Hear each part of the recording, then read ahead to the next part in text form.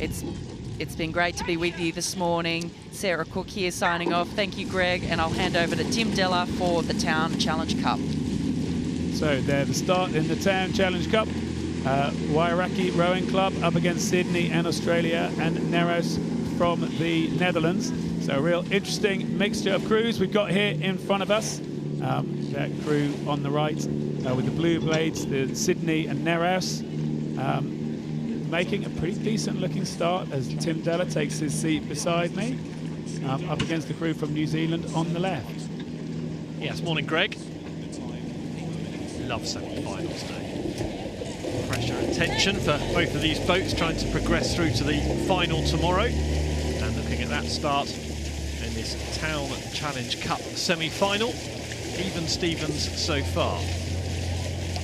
Yeah, absolutely, more or less neck and neck at the top of the island. This interesting combination. The Nereus colours on Jersey Vermeer, I think I should say, in the two seats of the boat in front of us, alongside the colours of Sydney all around her. Truly international lineup, this one, isn't it? And typical of so many of the races that we've got to look forward to later on today. Yeah, plenty of good races on today, but we've got this crew from New Zealand at the top of the picture, and they are going to be wanting to establish themselves as we come into this rhythm phase. But there's a Tokyo Olympian in the boat alongside them, Sarah Hoare in the 3-seat of the Sydney boat.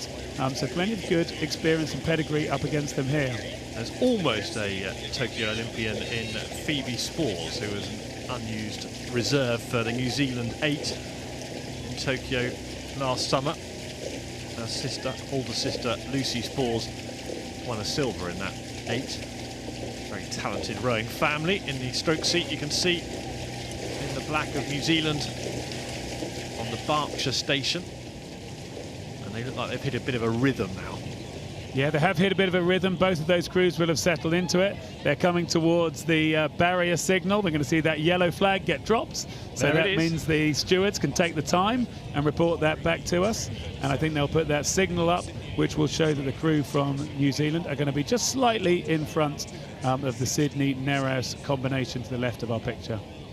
Greg, very enthusiastic about the timing here at Henley Royal Regatta, because he's in charge of that bit. Yeah, I thought you were going to say he's in charge of all of it, but no, the timing teams, the recording is something we do in a fairly traditional way, as we always have. The steward standing at the back of the umpires' launches, and the fantastic team of volunteers who work so hard for us, and we thank everyone for coming to race here and everyone who steps up and makes this regatta happen. As we see the Sydney boat looking pretty close to the the pylons here. Close to the booms. Yeah, on the left of your picture. They've realised the same thing and have headed out to a more sensible line, but that'll have cost them a couple of metres. Yeah, you're absolutely right. It may be just been a bit of a momentum changer for them, because they were right in it, I think. But yeah, it was a little steering correction there, and yeah, New Zealand crew are going to try to break away. They want to try to get that little bit of clear water, and that sort of correction might just be the kind of thing that helps them a bit. So the New Zealand boat on the right of your picture, Catherine Leyburn in the bow seat. You can see the back of Catherine Leyburn. You've got Davina Waddy, Beth Ross and Phoebe Spores, who I mentioned earlier was a reserve in the Tokyo Olympics last summer.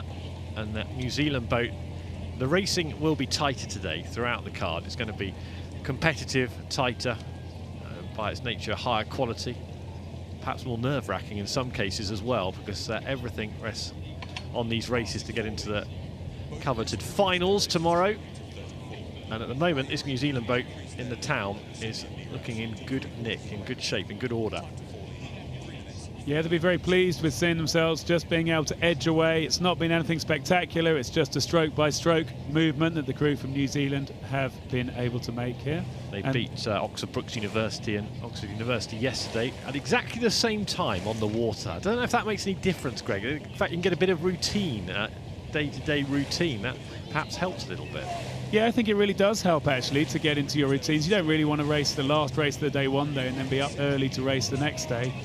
So no, that routine's going to be helpful as we see this crew from New Zealand moving very nicely. To get a nice close-up shot there, that little water bottle.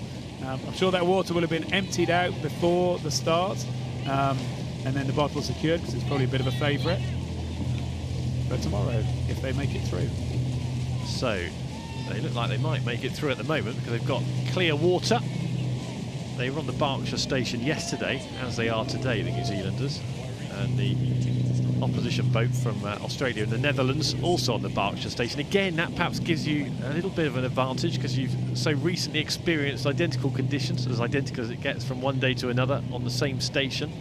So the New Zealanders won't be sorry that they've had a dress rehearsal for this semi-final yesterday.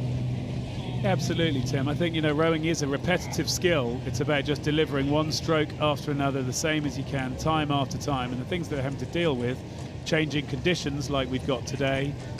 The wind has been firmer earlier on today. I think it's dropped a little bit for those of you who have been with us from the beginning of the broadcast, but we saw it there. Even Lauren Graham there still just hit a wave on her way forward.